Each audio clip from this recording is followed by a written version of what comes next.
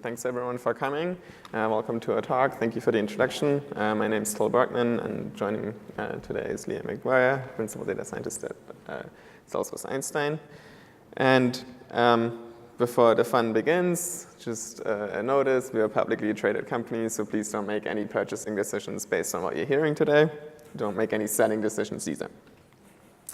So just a quick roadmap for this talk and what we'll talk about today.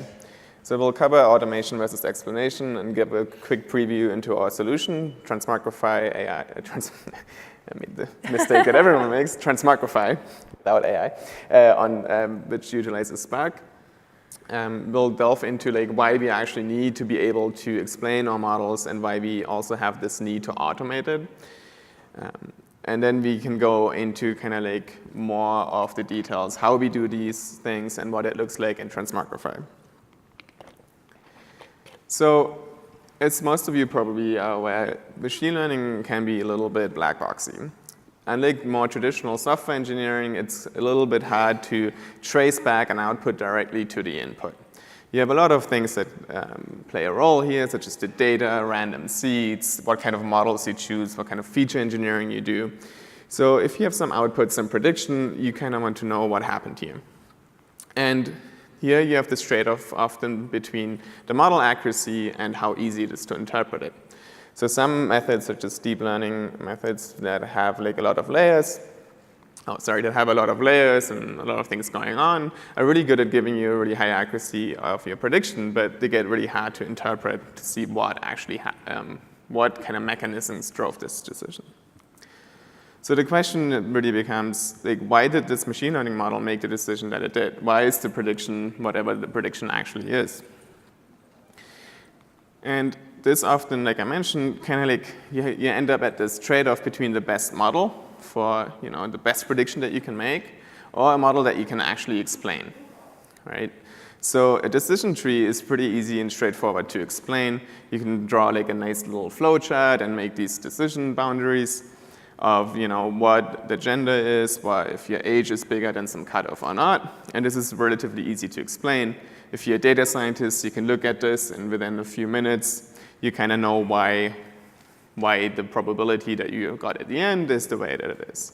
If you have this complex neural network, even if you're a data scientist and you look at this and wow, the weight for this node at the hidden layer 3 was this, it doesn't really tell you anything. And now that we're moving into this customer-facing space where we expose a lot of these machine learning models and probabilities and predictions to the end customers, if you tell someone at a Salesforce customer that some probability or some weight at some hidden layer or something, they don't really know what to do with that at all. So how did we actually solve this? How did we solve this problem of having a good model, being able to explain it, and automate it? Well, and that's the reason we also at this talk. We have our own machine learning library, TransmogrifAI, which sits on top of Spark. And the focus here really is to automate machine learning for structured data. And we especially don't want to repeat ourselves when we build models at Salesforce. And we also don't want to repeat what others have done. So here's just a quick preview of what this looks like in code. We will go into this a little bit more in detail later. But basically, you have these building blocks that automate all parts of model generation. So you have a one-line step to automate your feature engineering. Here you have all the features from the classic Titanic prediction example, such as the name and the stacks of the passenger. You can then automatically select the features that you want for your model. So this removes everything that's harmful to the model or not useful. You can simply select your model that you want by using a binary classification model selector, so you don't have to specify all the different models that you want to try out. And really important for this talk, it also gives you both model insights, so what happened globally on the model, in the model, but also for individual predictions, it can give you insights to what drove one individual prediction for one specific row. Okay. So, before we delve into how this actually works, we'll step back a moment and talk about essentially why it's so important in our context and probably in a lot of the contexts that come up for you to explain your model. And so there are many reasons. It's not the case that you can just come up with a perfect model and say, well, my model's so good, just use it, right? Even if you're a machine learning practitioner, a data scientist, there come up cases where you need to debug what a model is doing, right? So this picture is showing, again, all of our examples will basically be from Titanic. But this is showing two models' performance on predicting survival from the Titanic. It's basically got a red config, which is a bad model, and a green config, which is good. And what you can see is that it's predicting the accuracy of the model on the y-axis during the training, the holdout, and at a final pure evaluation step, where you test it on a separate data set. And what you can see is in the holdout evaluation set, this bad config, the performance drops rather sharply instead of holding steady as you would expect.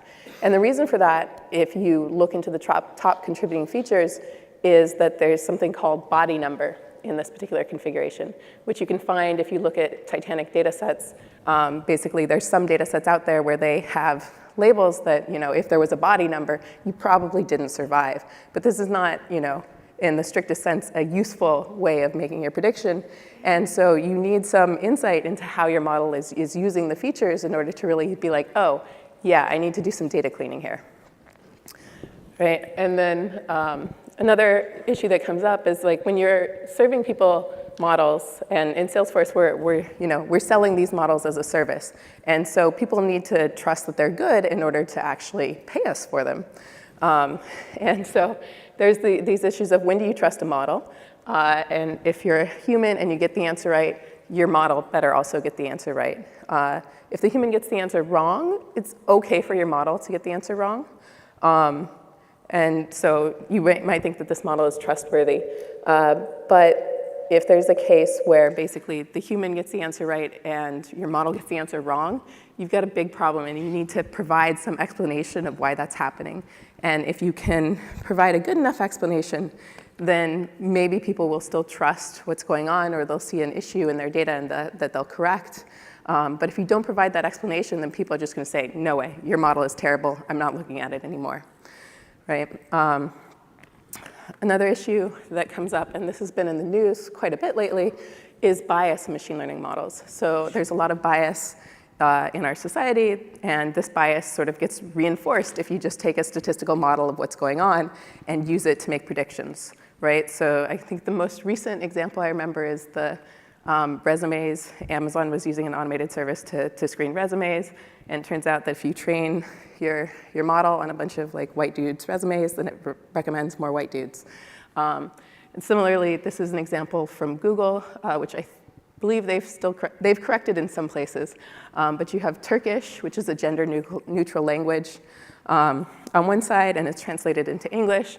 And you can see that the translation is clearly not gender-neutral. It's very 1950s.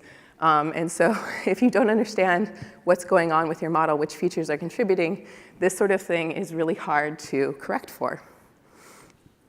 Oops, wrong way. And finally, there are a lot of legal implications in terms of modeling. So there are many industries, such as finance, healthcare, and just, well, almost everything now that we have to go through GDPR, where there are legal implications of what you can and cannot use in your models.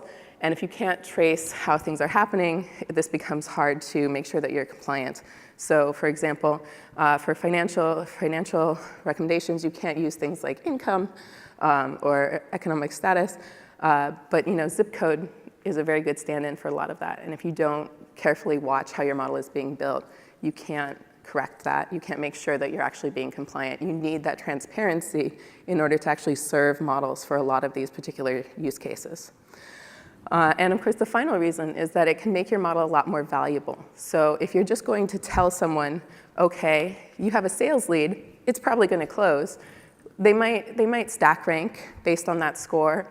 But there's only so many things they can do with a raw number that's telling you this is likely to happen.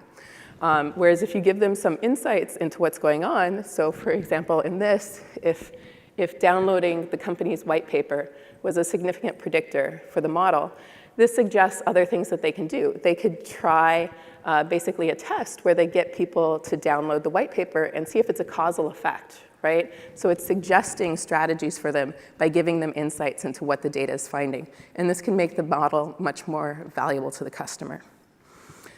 And so that explains why you need to tell people what's going on, really make your models transparent. Now I'll tell you a little bit about why we have to automate our models. And it's basically, because we work at Salesforce. So Salesforce is a B2B company.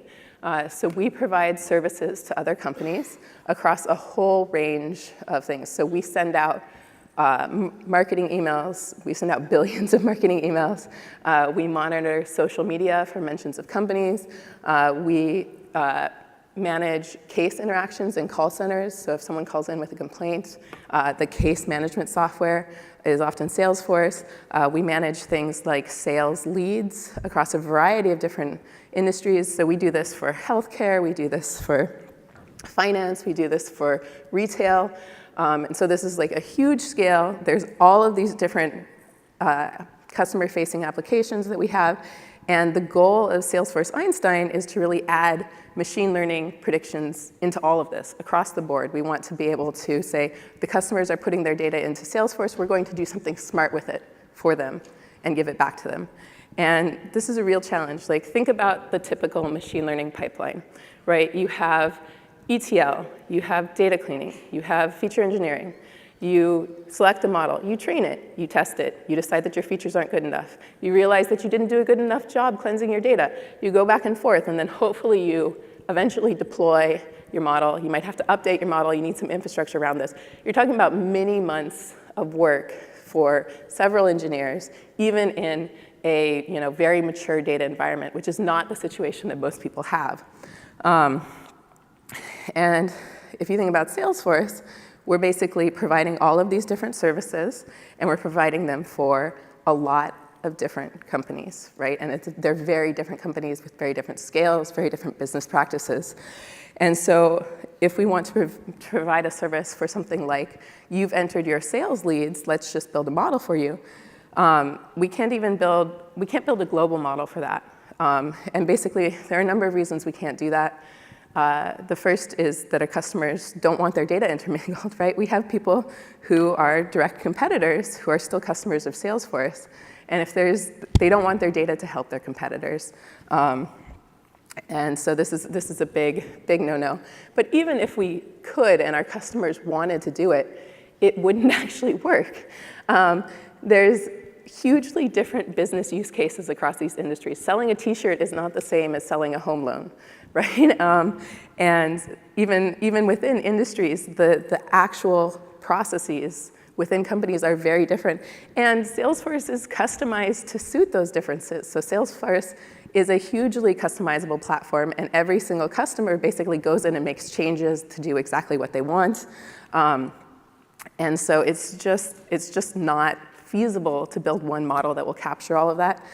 And the scale just doesn't work. So like, we have to serve very small customers and very large customers, and we want to serve them somewhat equally. And so we end up with this situation where we have all of the use cases that we want to support, and we have all the customers that we want to support, and we need to build a model for each one.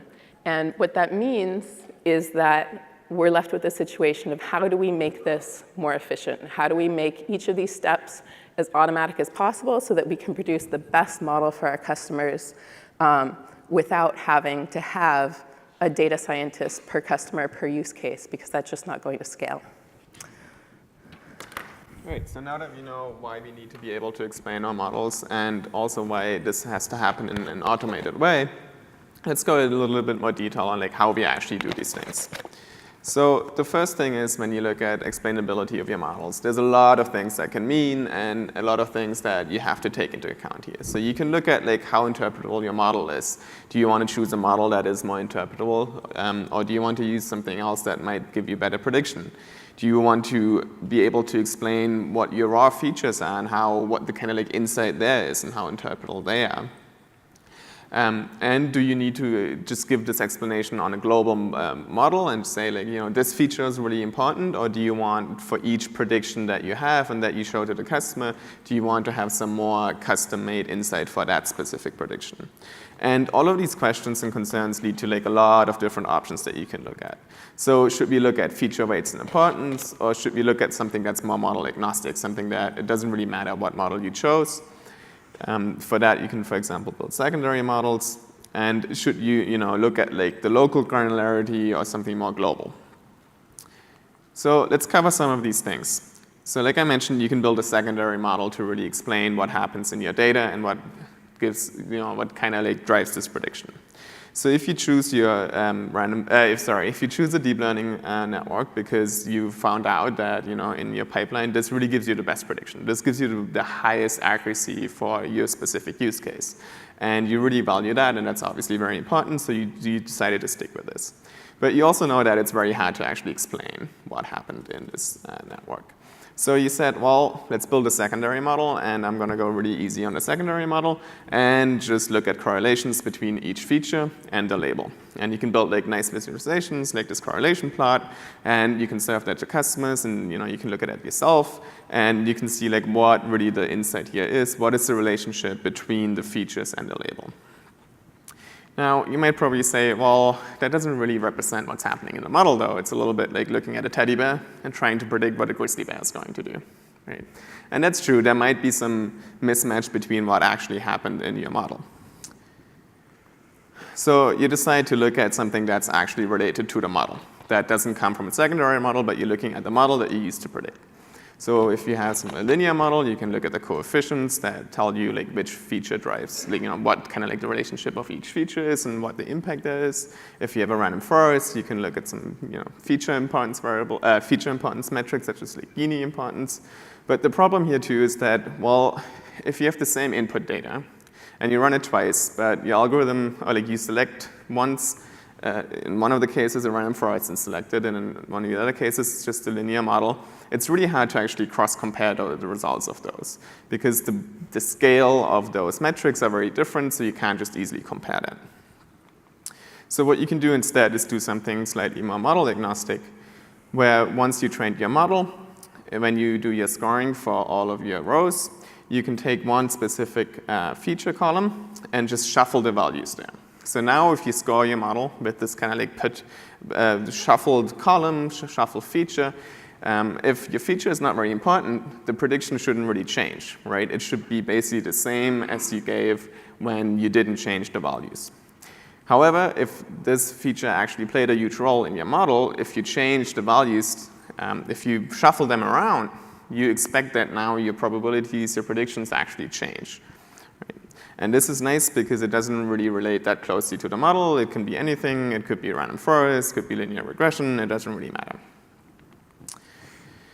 So one of the things here to consider is that this will only give you kind of like a global explanation for the model overall. So in the Titanic use case, it will tell you what the top features for the overall model are. For example, the gender and the cabin glass and the age of the passenger, right? But if you're like a Salesforce customer and you're looking at like one specific prediction, you actually know what all of these values are, right? So you kind of want a little bit more insight. So you want to know, like, well, for this particular prediction, we said this passenger will survive, and you can provide reasons such as, well, you can say like, well, it's because they were female and they were in the first class.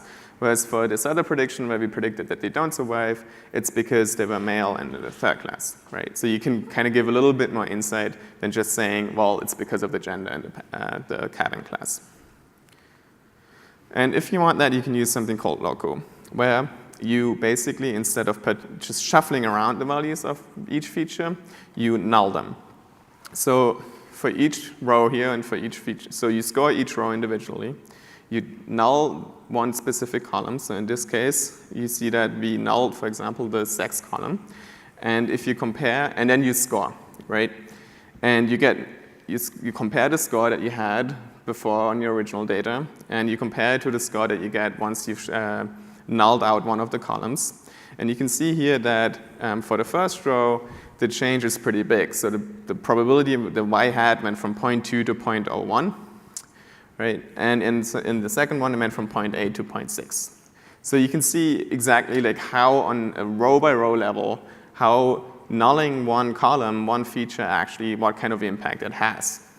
And that means that for each individual row, you have a score, you have your probability, like 0.27. And you can actually give the explanation basically of like how the score came about. So you can say, well, the sex of the passenger has basically contributed minus 0.13 to this, the passenger class contributed this amount, and so on. And you get like this full view of like how much each feature actually contributed exactly to the score.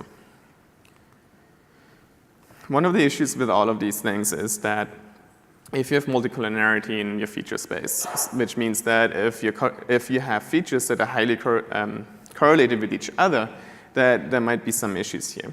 And this is because, let's say you look at the total population and the number of total households. So this isn't surprising, but these are obviously correlated, right? The higher the population is, the higher the total number of households. So depending on kind of like your model algorithm that you choose, if you use, for example, linear regression and you have some high regularization, only one of these features might get chosen, might have an impact in your model, which means that any of the methods that we talked about, if you, for example, remove or if you shuffle the values for the number of total households, it might not actually have an impact on the model prediction because in that specific model, maybe the regularization kind of like focused on one of the correlated features. So what does that mean? Well, this kind of means that sometimes your teddy bear is really good to look at. Maybe you should choose it and go with something like correlations instead. It doesn't suffer from that same problem. Right, so now we covered some of the explanations, some of the methods we have to explain what happens in your model and give you a lot of insights. And now let's talk about how we can automate that so that a data scientist doesn't have to like sit down and run all of these analyses and decide like what to actually surface to the customer. Oops. So the first thing that you kind of have to like figure out is how do you convert your kind of like your messy pile of features, which has a lot of different shapes and forms and colors and kind of like looks a little bit more like this pile of clothes. How do you convert that into like some nice feature matrix that you can actually run any of these mathematical algorithms on? Right? So if you already have a number, that's great, right? That's easy, we're done. But if you have like text features, it gets a little bit more tricky. You have to somehow figure out how do I get this text feature into some numerical value. And here you have a lot of options. You can use something really complicated, or relatively complicated like void2vec, where you get like a multidimensional feature vector, and you can do something more easy where you just hash the values and you kind of like move on, right? And this can have a huge impact on what it actually, how you're able to interpret this model. And because we want to be able to, at the end of the day, we want to also explain what happened to this kind of like raw feature that you fed in, so to the text and not like to the hashed values of it. We decided, well, the best way to do this is actually make a DAG for feature engineering and keep track of everything that you do to any of the features. So if you go back to the early example of how we generate this feature vector, you here have this TransmogrifAI method that you call on your sequence of raw features. These are all the Titanic features. And there's a lot of stuff happening in this method. We've mapped each feature to an appropriate stage based on its type. So for each feature, we know what type it is. We know whether it's a pick list. So gender would be a pick list. So it would be a categorical value. There's only a few possible values. And we can map that to a specific stage. Whereas this age, which is an integral, it's a number, we would map that to a different stage, and then different things would happen. And at every point, at any of these stages that we execute, we update the metadata and keep track of what happens. So if you have age and you decide to bucketize this goes through a bucketizing stage, we would keep track in the metadata of what the parent feature is, and we keep track of the fact that it comes from the raw feature age. We know that what the type is. We know that it's integral. We also group this, obviously, with all the other buckets that we derive from age. So you have this grouping parameter that keeps track of, like, basically the sibling features. And because in the feature vector, this would, at some point end up as some Boolean indicator, so you need to keep track of, like, what does this actually indicate? So you keep track of the value, right? Otherwise, you wouldn't be able to differentiate what kind of bucket this actually refers to. And at the end, you can combine all of this metadata, that tracks the history. You can combine that with all your feature importance measures and your insights. And so that at the end of the day, you can say something like, well, the overall maximum contribution of any feature derived from age was minus 0.27. And because this all depends, this kind of like is really dependent on the types. So we have this pretty complex type hierarchy to make our feature engineering smart and to really make the best decisions. So I've talked a lot about text features, and that's kind of just like one broad category. There's lots of different types of text, right? So you can have an email. And for emails, you want to do different things than if it's like a URL. Or you can even have text that in reality also has some location-based information, right? Such as the city or a postal code, where you can extract extra information based on some third parties, for example. So with this type hierarchy, you can then generate you can generate automatically features and keep track of this metadata. So let's say we have some features, email, phone, age, subject, and zip code. We can then convert this into a feature vector, right? So for emails, we could, for example, have a check whether this is a spam email or not. We can extract the email domains, keep the top 10, hot encode them. For age, we can just bucketize that into like 3 different buckets. And everything at the end, everything is just a nice numerical vector that we can then use to do a model training. But it also has all of this metadata so that we can go back from the vector back to basically the top level. We can go back to the raw features. So you keep track for each column in the vector. You keep track of like what was the raw feature that this column was ultimately derived from. It could be multiple. You also keep track of all the intermediate features. So in the email example, you do multiple things, right? So you extract the domain, you keep the top 10, and then you pivot. So there's multiple intermediary features that you want to keep track of too. So you keep track of everything that you did to basically get to this column. You keep track of all of the grouping information, so you can group features derived from the same raw feature together. And you keep the description of the value too, so you actually know what this value means in kind of like human semantic terms. All right, so now we have this feature vector, we have all of this rich origin metadata, and we can stuff even more in. So our metadata is very rich. So all of the other stuff that we put in there is all of the insights that we have for these features. So the correlation, mutual information, the feature weight or importance, depending on kind of like what model you chose, the feature distribution, and also for each score that we give, what is the feature contribution for not just for the model, but for this individual prediction. All right, so now you're probably wondering, how does this work? So to get just a little bit more concrete into how this is actually built, I'll show you some examples of what this is. So if you think about the Titanic input data, basically you've got a CSV, you've got particular fields that you want to do. You create a case class with the type of every one of those fields, right? And then we'll go back to this code. And so with those types, basically you can do smart feature engineering. And in every step, you keep track of what's going on. You then check your features to look for things that are suspicious or bad and throw them out. Choose a model automatically based on your problem type. So it will try a number of different models and select the best one for you. And then once you train, you can extract the insights from the model. So it's basically taking all of this metadata and putting it into a class that contains everything you could ever want to know about your features, where they came from, what they did with the model, how they interacted, how they contributed to various things. And if you want to show for individual records, the input, you can look at LOCO and say, each individual feature contributed this much to this particular score for this particular value.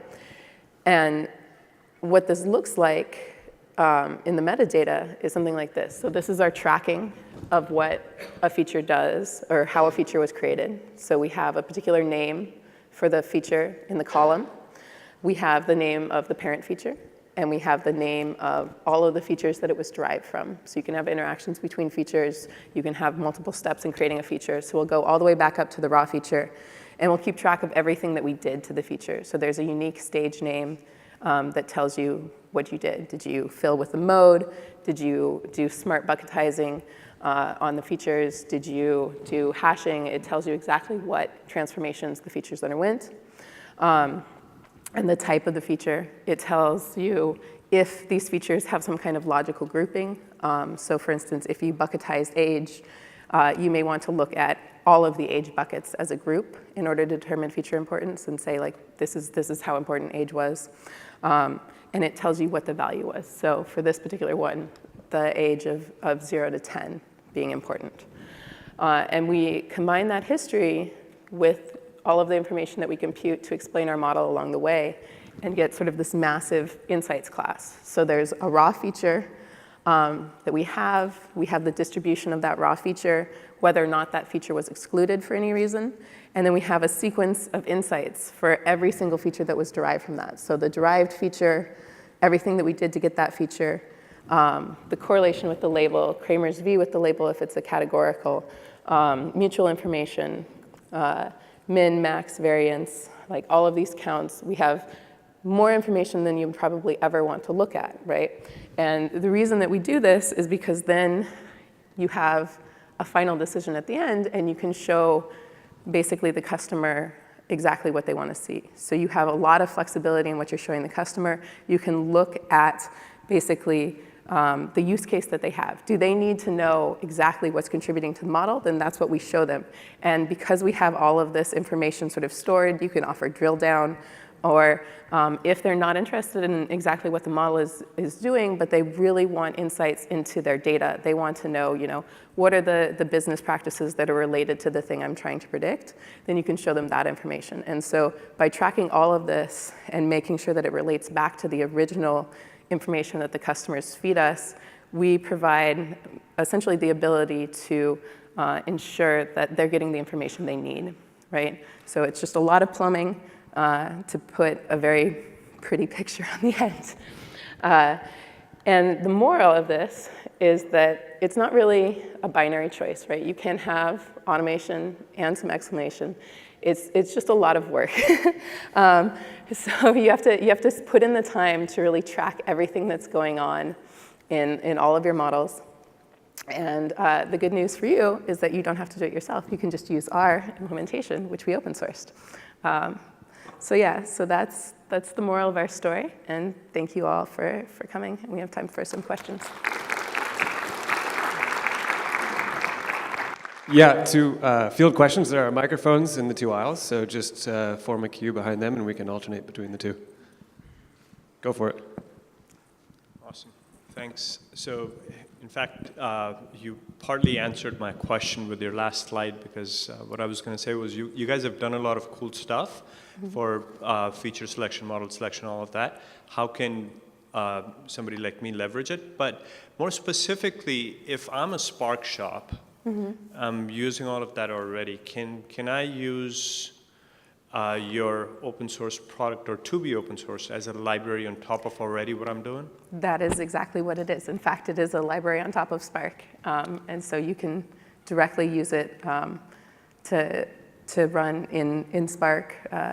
It has basically an interface on top of the Spark estimator and transformer framework, machine learning, and it's interchangeable with them. So. Excellent. And how much of Einstein's capabilities does this new open source tool expose? So it's a lot of the AutoML, and there are internal layers that interface more with Salesforce. So this is a lot of the automatic machine learning is exposed. Einstein is also a many-headed beast within Salesforce, so there are different Einstein verticals. For our particular one, this is the AutoML portion of it that's exposed. Yeah. Excellent. Thank you. Hello. I have a question about the feature engineering part. If I have like a panel data, let's say I want to build a credit risk model. I have the historical card utilization, that kind of thing. Can the tool kind of create attributes by rolling up these time series type of attributes. Is it part of the capability there? Or it's like I need to roll up everything, create like a cross-section view, Right. and then feed it to the No, feature we, view? so it's not really covered in this talk, but we do have a lot of capabilities to do aggregation based on time. So if you have, for instance, a time series of data, and there's rows with timestamps within your data, essentially, like multiple examples of seeing things. Within the feature creation, you can roll up and say, have a strict divide between what timestamps indicate features and what timestamps indicate labels. You can also do sort of fancier roll-ups where essentially you say, there's some event that I want to treat conditionally. So if this happens, then I want to predict the next thing. We have capabilities to roll up for that. I guess this is a long way of saying that there's a lot of roll-up capabilities in this library that are not talked about much because they're pretty complicated to explain. And in terms of the features that create, especially about interactions, is it possible, or I don't know, do we have the option to ask for attributes that are interpretable? You know, maybe you, I don't know, multiply age by deposit, and you know, that for some reason it's very predictive attribute, right? But it could be hard to explain why this is a good attribute. Do we have that control over the features? So you can override the default transformations for features to make sure that they're explainable. The other thing that we frequently do is if we do something that is not easily explainable as to why it became important, we will roll back to the easily explainable feature. So for instance, if you do some transformations on age, and that particular transform feature is very important, we'll end up just saying that age is important because it's not useful to the customer to know that we did these 5 steps to age and then it became important. So. Okay, thank you. Well, great talk, thank you. I was interested in an infrastructure question particularly. You mentioned structured data, tabular data, data with labels, which is what you principally deal with. Have you found accelerators, GPUs, et cetera, of interest or optimal for running these on, or do you run on more traditional decision tree type algorithms? Sorry, I'm not sure I understand the. So are you just asking like what kind of models we typically end up choosing for these problems? Yes, and whether there are any acceleration So I think techniques. because for us the insights are pretty important to surface. Like we covered, we usually end up with the more traditional, old-fashioned machine learning models like random forest and linear models that we mentioned. XGBoost, GBMs. That's right. Yeah, exactly. And they also, for us, they tend to perform very well, actually. So. And you don't apply specific accelerations to them. Yeah, we hardware. also very often are working with smaller data sets where really complicated models just don't give you that much more. So neural nets are not. They're not, like most of our data is not on the scale where neural nets are really helpful. That's great. Yeah. Thank you. Thanks for the great talk. I tested out your library on Databricks, and I came across the case class limitation of 22 features and not being able to go beyond that. And I wanted to ask what you would recommend, since when following your sort of steps, it's possible to overcome that, but I'm not sure how it's done. Yeah, so case class is a way to define a schema sort of for a quick start on CSVs. I guess more, we recommend that you use something with like a structured data source. So something like Avro or Parquet, where the schema is built in, and then you just use that schema. Great. So, Okay, yeah. thanks. Hey, I was curious on what sort of performance hit that you get by using the TransmogrifAI library. Like, so does it like, increase it by like 30% or something, and it's totally worth it, or or is it like something you're really investing in to get the explainability? Yeah. Oh, you mean in terms of like model performance, or in like? the spirit of data engineering session, Well, I will say, so we do a lot of steps of feature engineering, and one of the things that we've had to invest in is doing better than Catalyst. So Catalyst tends to choke if you have a lot of feature engineering steps. I don't know if other people have encountered this, but if you chain a lot of lambdas together, Catalyst does not deal with it. So we have had to solve that problem. So in that sense, like it runs on lots of feature engineering steps. So I would say that's a big improvement. Sure. In general, I think we've gotten very good like model results, and the explanation came a little bit second. So like this was what we needed for sending billions of emails and recommending, making recommendations on top of that. So it was performant in that aspect. And then the explanation actually came along later when we realized that no one would let us get away with just shipping them models and not explaining them. Sure. And does this impact the way you can like shard or partition your data, or? Yeah, if the data is not well partitioned, then it definitely becomes the bottleneck in terms of everything. Yeah. Yeah, we still have like similar issues than you have if you just use Yeah. Spark, I think, which is like partitioning correctly and those kinds of things. So unfortunately, that's not. It would be great if we also use that. All right, last question here.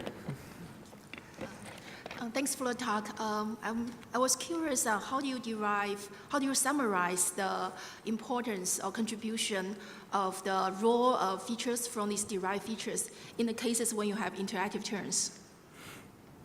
And are these contributions add up? Do they add up to the final score? Mm-hmm. So you mean when there's two features contributing to a particular thing? Yeah. We'll often include in both of those features. So what we do, we put it into both if there's an interaction term for the raw feature. And then if you dig down, then you'll see that it's an interaction. Okay, so it don't add up. In this case, it can be double counted. Yeah. So just a quick one. So have you sort of extending it to a pipeline that has multiple models, right? A sequence of models, and each model may have different features, and trace it back to the raw feature. Our insights do not cover chaining models that way. So you can only have the insights contributions from one model. So you can chain them and get the insights for each one sequentially, but you can't get them combined. Okay. All right. Thank you. All right, cool. Thanks again, Leah and Till. I just want to remind everybody to go on the Spark AI Summit app and rate this talk.